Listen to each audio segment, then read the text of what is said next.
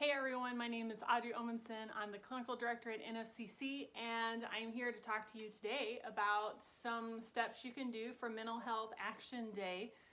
And what I want to focus on today is the concept of support systems. So support systems are something that impact our mental health no matter what's going on, who we are, what our cultural background is, what our ages, it doesn't matter, right? Feeling like we've got some people in our corner or some people that we can turn to when we have questions is a crucial part of feeling connected, of feeling like we have community, and of feeling like we have support whenever we need it, because at some point in our life we will need support.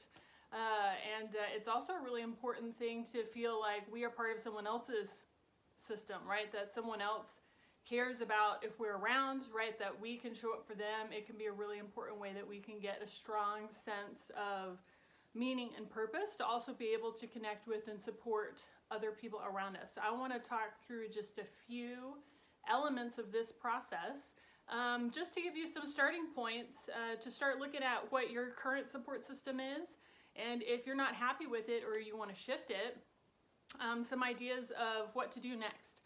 Some places to go for support, some ideas that you can think about and look into for yourself. So we got a lot of options. So one of the most important things to think about whenever we are thinking about our support system is boundaries. So boundaries aren't just, yes, I'm going to do this, and no, I'm not going to do that. It definitely includes that, but it also includes relational closeness. And so this is my great illustration. I always use this illustration with my clients.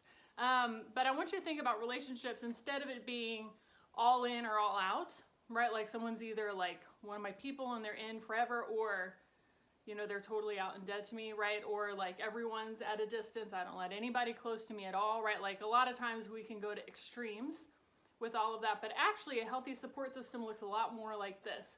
So I want you to imagine that you are this little center dot, and there are rings, there's levels of closeness with relationships. So this most inner circle, right? Like those are your few very closest people. It might be a partner, it might be a best friend, it might be a family member, right? This is the smallest group. There's often, 2, maybe 3 at the most people in here. It's a little different for everybody, right? But this is the smallest group here. Then we have out here, this is close friends, maybe not your like very closest friend, but good friends, people you regularly spend time with. It might be one of your closest coworkers that you're good friends with. It could be some extended family members, things like that, right? Then out here we have acquaintances, right? So these are people that we know, we say hi to, maybe we've hung out with them before, or we know them from a group setting, things like that. Other coworkers, parents of our kids' friends, things like that, right? Further out, right? Like we're friendly, we're not calling each other and talking about our deepest secrets or anything like that, but they're definitely there. And then out here we have kind of the general population, right? So there's layers, and we can choose who goes where. And just because somebody's relational title, like let's say they're a family member, or someone that we've known for a long time, right? Just because we've known them for a long time, or they have a specific title or role in our life, doesn't mean they get an automatic pass to the inner circle. You have to, especially as an adult, choose the people that feel safe and supportive for you, right? And there's some different ways to figure that out, right? Like you might be thinking about, oh, my support system, I have so many people, but whenever I ask for help, I just feel like I end up having to do it all myself, right? Like maybe you have a lot of people in your life, but they just don't really respond in ways that feel supportive for you. Or maybe you fall in a different category of, I don't feel comfortable asking for help. That's not a thing that I'm used to doing, that I feel comfortable doing, that I give myself permission to do, right? So there might be a few reasons that you are disconnected or having a tough time connecting with the support system, and all of those are okay. But there's my dog. She's part of my support system. thinking about who are some of those people, right? Like maybe as I was holding up that image with all the circles, maybe a few people immediately popped in your mind, or maybe you were watching that and thinking like, oh my gosh, I don't have anybody in that, right? Like all of that is okay, right? The important thing is if you realize like, I don't feel happy with how my support system currently feels for me, then there are some steps you can take to change it. So first, I want you to check in and think about the emotion of resentment, right? So resentment is a great emotion. I mean, it feels terrible when it's happening, but it's a really helpful emotion to help you identify places where you've let your boundaries be run over or not respected, right? So if I'm like, let's say I say yes to helping a friend do something, but then the whole time I'm there helping them do it, in my head, I've got this like resentment spiral going, oh my gosh, I can't believe I'm here. This is so annoying. Oh, they never show up for me. Well, that's an important thing to notice, right? Like if you're feeling like that, then that's maybe a sign you could have said no to that, right? So in the future, you can use that as information to guide you with setting that boundary with that person, right? So like with that support system, right, depending on where those people are at, they get different levels of access to your energy, your support, your emotional closeness and vulnerability, right? Like you don't owe everybody that you know deep vulnerability. That's not possible, right? Like that's inner circle people, right? Then you can rely on other people for different things in different categories of those circles. So, and we all need people in all of those categories. It's not like we need 2 or 3 close people and then we're good forever, right? We need people in that acquaintance category, right? If I'm at work and I'm feeling confused about an assignment, I might go ask one of my coworkers like, hey, what are we supposed to be doing? Like, how do we check in, right?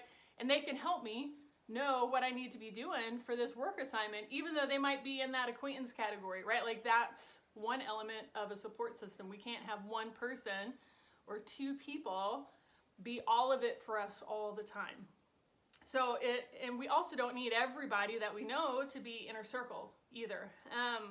So it's recognizing that you have a lot of people in different categories. How can you ask for help, access that, and practice celebrating that you have that available for you?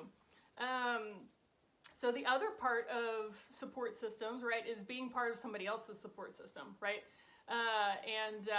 So with that, it's a similar thing, right? How much closeness do I have available? How much vulnerability, how much time, how much energy do I have available to give to other people? And how much do I need to reserve for my closest inner circle people, right?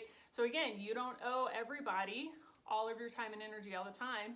And for people who are on the other end, sometimes you do need to show up and step out of your comfort zone and give some of your energy and time to somebody else, even if it's a little inconvenient, right? So it's not a one-size-fits-all cookie-cutter answer for this, right? Everybody's going to have a different challenge when it comes to showing up for a support system. Some people need to set more limits on their time to protect their energy. Other people are doing that too much and have themselves walled off, and they need to practice like opening up a door or a window, right? Practicing getting more connected and stepping out of their comfort zone a little bit more with other people.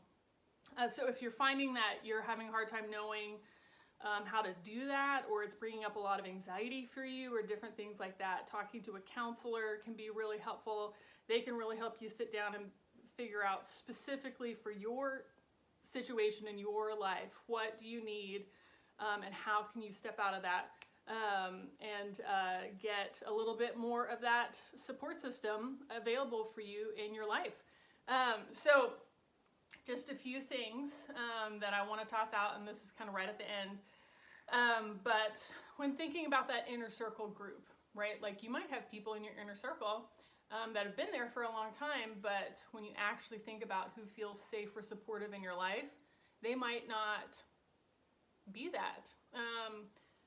But it might feel really scary to leave them behind, right? Like if I don't have these people, then maybe I have no one, right? So that can be a pretty scary thing. So a few things to keep in mind for those very inner circle people, right? Like everybody doesn't have to be like this, But for those very closest people that you choose to be your primary people in your life, a few things you want to think about are, what are their signs of emotional availability and willingness to be supportive for you, and vice versa. Do you feel willing and able to show up for them in emotionally available ways? So some signs of emotional availability is, one, they respect your time, right? So like if they're running late for something, they let you know. If they need to cancel, they let you, they're communicating that sort of stuff. They also make time to see you, right? Like they make time to spend time together, or if you need help with something, they're willing to make some space to do that, right? It doesn't mean they say yes to everything all the time, but it does mean that they make an effort, and if they can't, they communicate it to you clearly, right? Communication is another important piece of being emotionally available.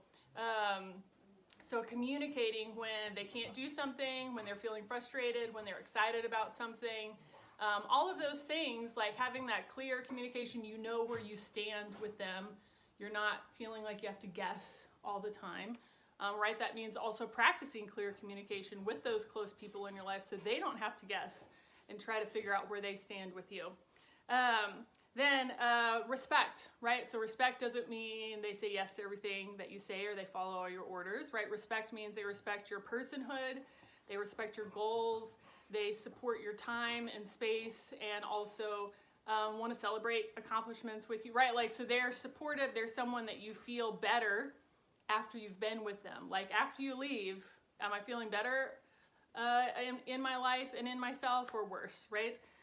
Another one is they're willing to have tough conversations, right? At some point, if you're friends or in a relationship with someone long enough, you will have a disagreement or an argument, and you're going to have or they'll disappoint you, right? Like that's just being human, right? So willingness to have tough conversations to sort through those relational bumps, right? Like just because someone hurts your feelings or doesn't show up for you in the way that you want them to, doesn't mean that they automatically don't respect you and are someone that you need to like shut out or get rid of or disconnect from, right? The first step will be, I need to communicate to them that it hurt my feelings. It may have been totally unintentional and not personal at all, but you don't know that. Maybe it was, I don't know, right? But you don't know that until you've actually talked to them and expressed like, hey, that kind of hurt my feelings, or I was really looking forward to this, and then when I didn't hear from you, like I felt really just kind of like forgotten about.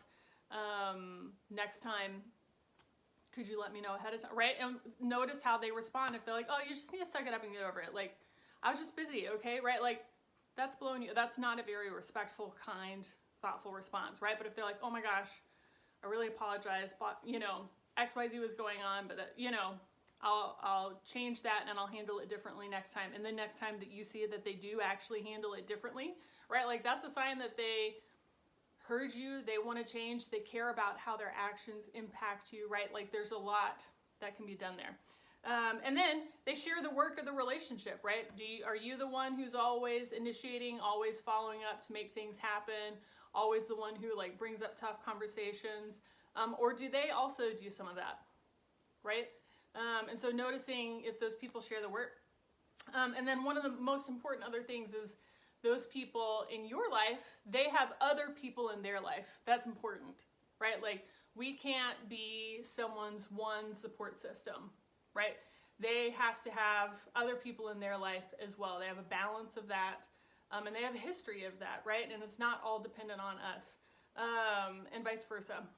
They don't want us to get rid of or distance from other people in our support system, right? They value that we have other people.